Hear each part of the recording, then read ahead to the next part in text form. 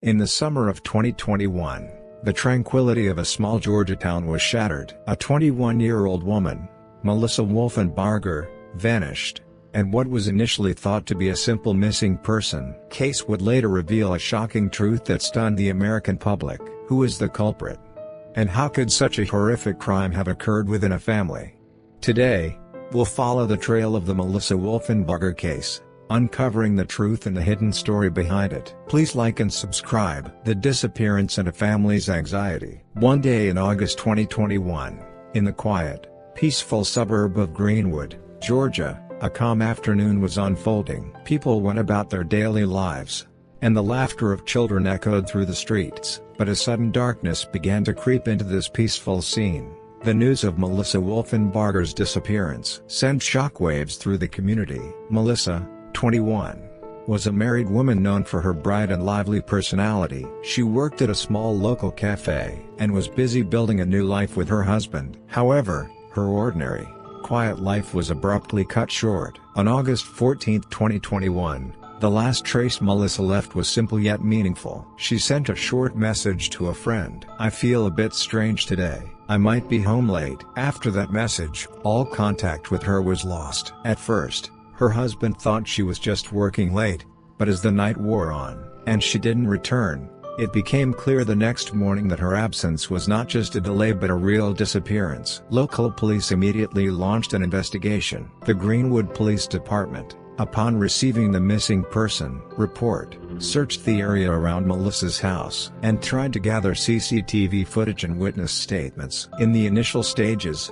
however, there were almost no clues. The last place Melissa was seen was near the cafe, and there were no vehicle tracks on the nearby roads. CCTV only showed her leaving the house, and her movements after that were nowhere to be found. Melissa's family, especially her father, had to endure each day, filled with worry and fear. He recalled the time in an interview. "The day she left the house, I had a strange feeling." She usually said goodbye with a bright smile, but that day, her eyes were different. She looked like she was hiding something. "I had a gut feeling that something was wrong." This intuition soon became a reality. The first 48 hours are considered the golden time for solving a case, but in Melissa's case, no significant clues were found during that period. Police scoured the surrounding areas and suburban roads, but her trace remained elusive. In the early stages of the investigation, detectives considered various possibilities: a simple runaway, a kidnapping, or an accident. However, based on the testimony of her friends and colleagues and an analysis of the message she left, the situation was too strange to be a simple runaway. She was known to be a responsible person, and had no reason to voluntarily leave her home or job. Gradually, fear and unease spread through the community. The peaceful life of the small town was fractured, and residents became hesitant to go out at night. The cafe owner, neighbors, and friends all watched the police investigation with concern for Melissa's safety. The media also began to cover the case. Local news first reported her disappearance, and online communities were filled with various speculations and debates. Melissa's disappearance became an event that shook the entire community, not just an individual tragedy. Police immediately formed a special investigation team, bringing in local detectives and profilers to analyze the case. Investigators thoroughly examined every aspect of Melissa's life: her friendships, her work, and her marriage. However, the facts revealed during the investigation were surprisingly limited. Her daily life seemed ordinary on the surface, with no obvious enemies or threats. Nevertheless, the investigation team found one crucial clue they couldn't ignore. The GPS record of the last phone Melissa used had stopped around the time of the incident. This couldn't be explained by a simple communication error or a dead battery. This record became a vital lead for tracking where Melissa was at the time of the incident. One detective explained the situation in an interview. "When the missing person report was filed, we didn't just think of it as a simple runaway case. Based on the GPS record, the message content, and the family's statements, we considered the possibility of a planned, intentional crime. But at first, we had almost no clues, so we had to review the scene and the evidence repeatedly every day." Along with the news of her disappearance, Melissa's family released her photo and personal information through media interviews, asking everyone to help find her. The stalled investigation and mysterious clues. A week after Melissa Wolfenbarger's disappearance, The Greenwood Police Department's investigative team was under increasing pressure. With little success from initial searches and witness interviews, the police kept all possibilities open and analyzed the case from multiple angles. The team first conducted a thorough investigation of Melissa's family, friends, and co-workers. They documented her daily habits, relationships, recent emotional state, and married life, searching for any unusual signs. What they found was surprisingly simple. Melissa was a bright and responsible young woman with no known enemies or serious conflicts. Her husband also stated that his life was no different than usual. On the day of the incident, however, the mystery deepened. Investigators analyzing Melissa's personal belongings, phone, and computer records discovered an unexpected pattern. There were traces of deleted emails and messages. Deleted text messages were recovered from her phone, some of which showed contact with a suspicious man. This man did not appear to be an acquaintance of Melissa's, and although the messages were short and simple, they repeatedly mentioned specific locations and times. Based on these records, investigators tried to reconstruct Melissa's movements, but the GPS data was cut off around the time of the incident. The location information was intentionally disconnected, which could not be explained by a simple technical error. A detective recalled the time. "We assume the crime occurred in the section where the GPS record was cut off and analyzed surrounding CCTV and traffic records. But because it was a small town, there were almost no CCTV cameras, and the footage from nearby stores didn't exactly match the time of the incident, making it difficult to secure clues in the beginning." In the early stages of the investigation, every small clue was scrutinized. Investigators reviewed records from nearby intersections, gas stations, banks, and even vehicle license plates in residential areas, meticulously tracking the vicinity where Melissa was last seen. But time was running out, and the missing person case was increasingly likely to become a cold case. Local media continued to publish articles and speculative reports, but this was of no practical help in solving the case. Meanwhile, Melissa's family had to endure psychological pressure and anxiety. Her father described the situation in an interview. "Every morning, the first thing I thought was, will I hear news about my daughter today?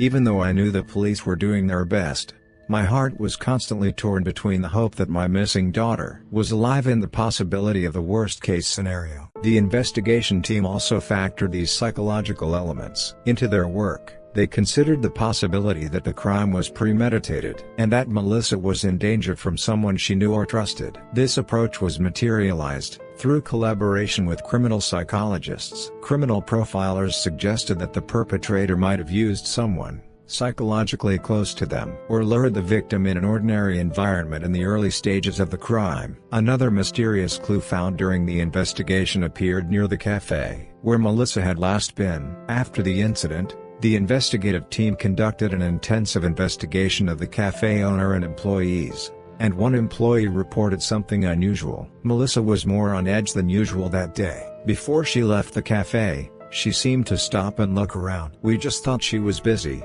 but now that I think about it, it seems like she intuitively sensed danger." This testimony was initially considered a simple intuition, but as the case progressed, it became an important clue, suggesting that the perpetrator might have controlled the surrounding environment. Investigators re-examined the cars, CCTV, and entry records of nearby stores, and began tracking individuals and vehicles that might have been in contact with Melissa. However, this process was not easy. Due to the small-town nature of Georgia, the movement of cars and people around the cafe was limited, and the accuracy and reliability of the records were low. Moreover, if the perpetrator had intentionally erased Melissa's traces or planned in advance, the clues the investigation team could find would be limited. Investigators repeatedly reviewed the scene and evidence every day, holding on to the belief that a single small clue could be the key to solving the case. Another question was about Melissa's relationship with her husband. He was generally considered a trustworthy person,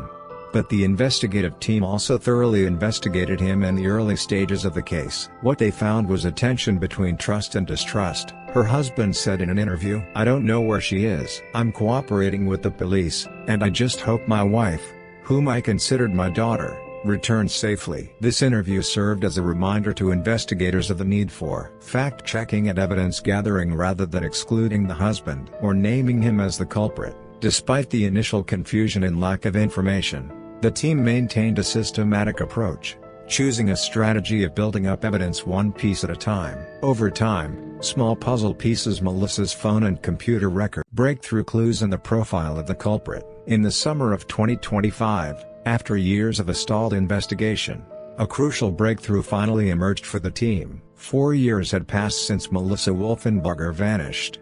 But thanks to the meticulous analysis and digital forensics techniques, critical information related to her disappearance began to surface. The first key clue was found in the restored phone data. While Melissa's phone had been recovered early on, the technology at the time couldn't restore some of the deleted data. However, using new forensic software introduced in 2025, the last number Melissa tried to contact and parts of her message history were recovered. It was revealed that in the weeks leading up to her disappearance, she had been indirectly expressing her anxiety and fear to a friend. One of the restored messages read, "I feel like someone's been watching me lately. It's a strange feeling, but I'm not sure." Investigators found a crucial lead in the short message. It confirmed that the victim had an intuition of danger, and it was clear that the perpetrator had already been approaching Melissa before she fully realized it. This suggested that the crime was meticulously planned in advance. The second clue came from financial records and vehicle tracking.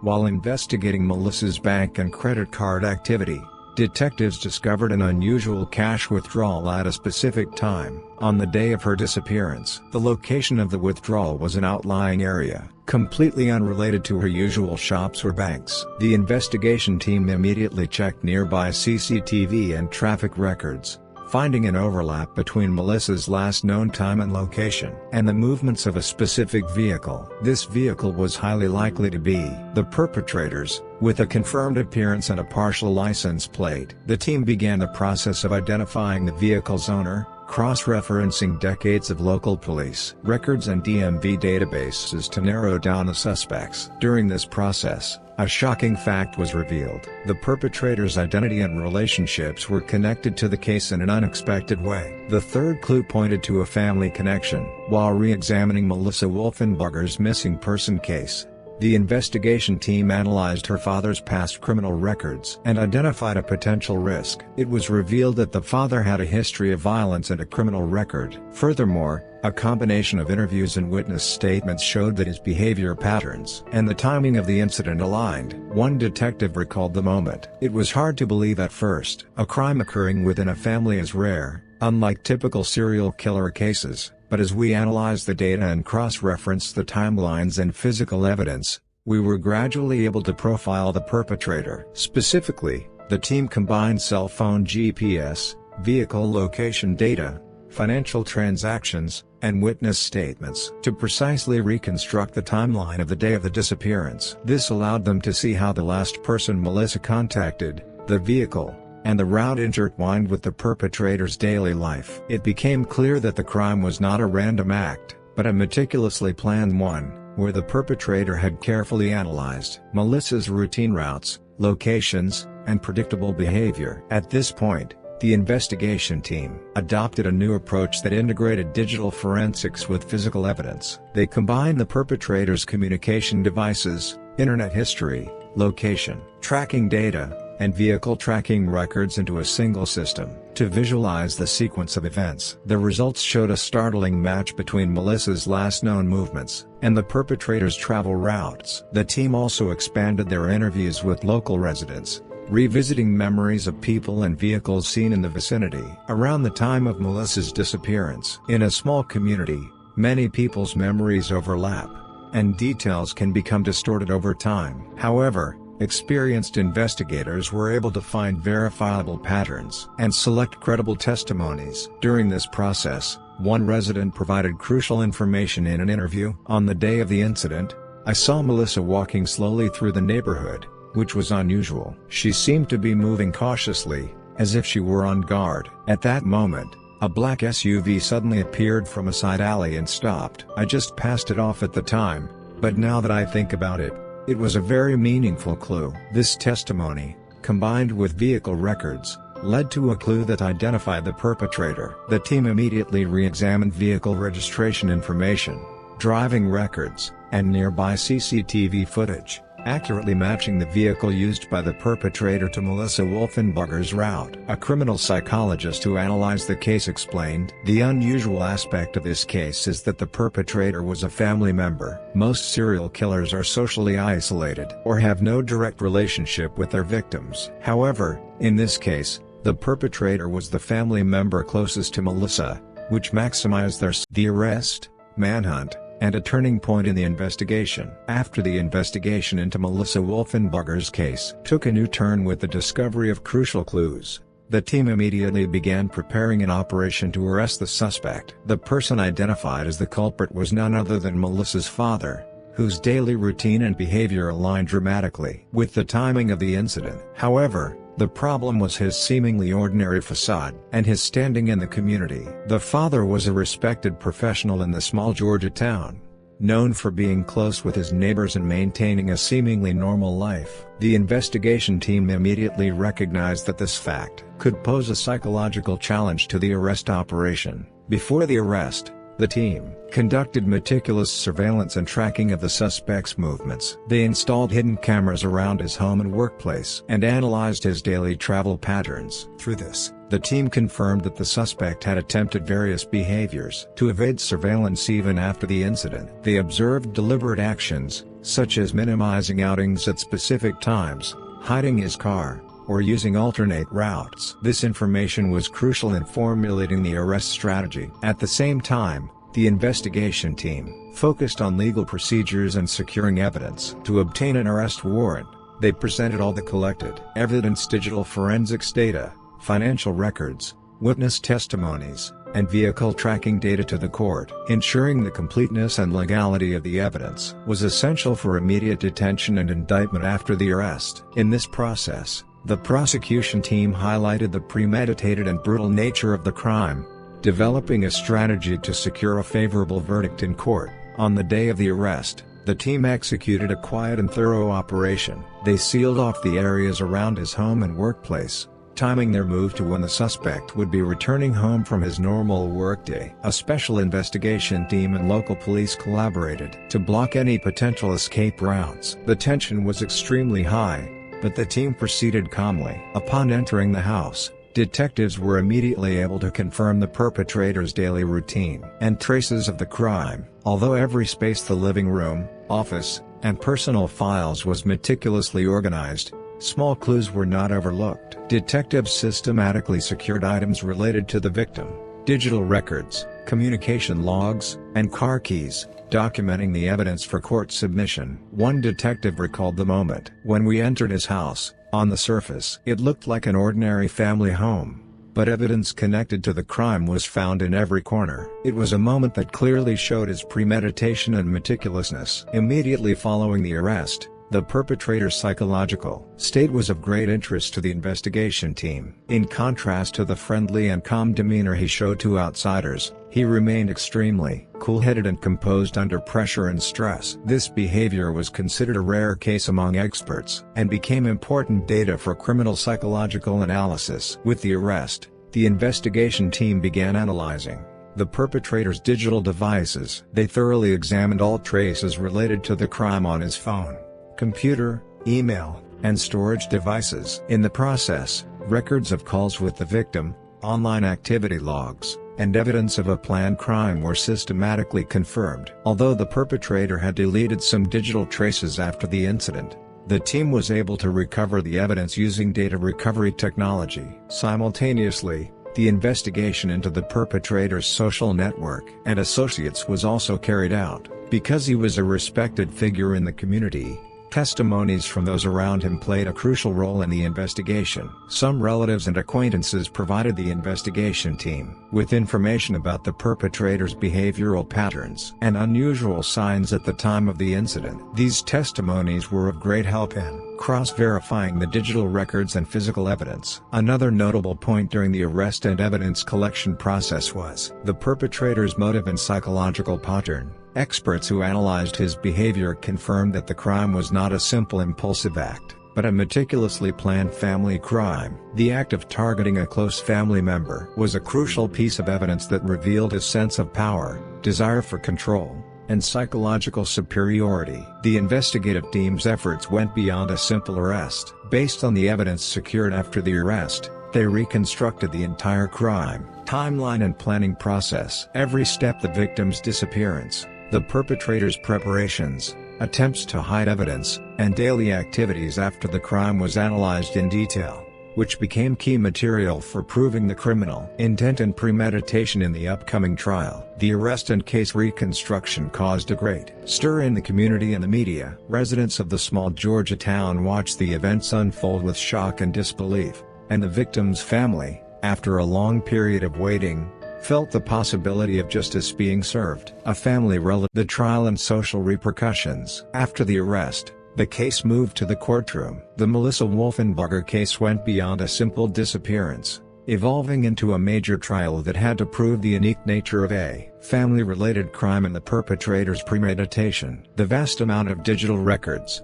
call logs, vehicle tracking data, and physical evidence secured by the investigative team now had to be systematically connected in court. The prosecution planned to use this to specifically prove the entire criminal process and the perpetrator's intent. On the first day of the trial, the courtroom was filled with tension. The victim's family, local residents, and media personnel filled the seats. Melissa's mother took deep breaths, preparing for the moment of justice she had awaited for so long. Both the defense and prosecution had prepared thoroughly, considering the unique nature and social interest of the case. In his opening statement, Prosecutor Andrew Lee emphasized the uniqueness of the case. This is not a simple crime. The perpetrator used his family relationship to premeditate and murder a 21-year-old young woman, his own daughter. We will prove this premeditation and motive through evidence and expert analysis. During the trial, digital forensics data secured during the investigation was submitted as key evidence. The call logs and online search history found on the perpetrator's phone, computer, and email accounts clearly show the planning and execution of the crime. The investigative team's detailed analysis report was projected onto a screen, sequentially organizing the contact records between the victim and the perpetrator, the time and location of the incident, and the preparation process, which overwhelmed the courtroom. Expert testimonies also highlighted the gravity of the case. Criminal psychologists and digital forensics experts explained in detail the perpetrator's psychological traits, the premeditated nature of the crime, and the digital data recovery process. One psychological expert stated during testimony, the perpetrator's behavioral pattern is a typical example of a premeditated crime, combining meticulousness, a sense of power, and a desire for control. The crime, which utilized the relationship with the victim and the power dynamics within the family, is fundamentally different from a typical impulsive crime. The victim's family's testimony made the trial even more emotional. Melissa's mother, in a trembling voice, recalled her daughter's daily life, her hopes, and the pain she had endured since the incident. My daughter was a bright and hopeful child. The fact that she disappeared like that and ultimately couldn't come back completely changed our family's life. Today, we stand to correct that truth and demand justice. Conversely, the defense argued for leniency, citing the defendant's mental state and family relationship. However, with the overwhelming evidence, the premeditated nature of the crime, and the clear presentation of physical evidence, the trial proceeded in a direction unfavorable to the defendant. Another point of note during the trial was the case's social impact. Through this case, the community once again recognized the seriousness of crimes within the family and the need to protect vulnerable individuals. Experts began to use the case as educational material to teach about the risks of power dynamics and psychological control within families that can lead to crime, collaborating with schools, social welfare organizations, and local police. The media also provided extensive coverage of the trial, highlighting the social significance of the case. News and documentaries conveyed a sense of awareness to the public, by including not just a simple criminal case, but various academic and social issues such as